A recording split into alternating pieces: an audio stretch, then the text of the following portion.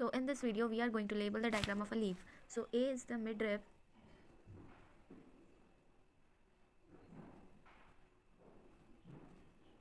B is the margin,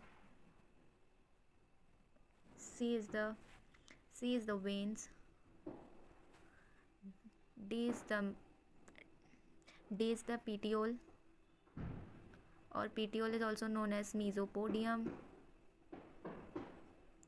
A is the axil, F is the hypopodium.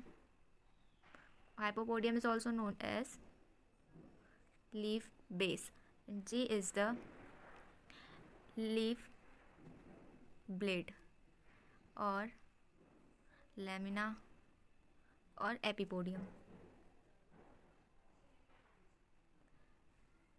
Thank you for watching.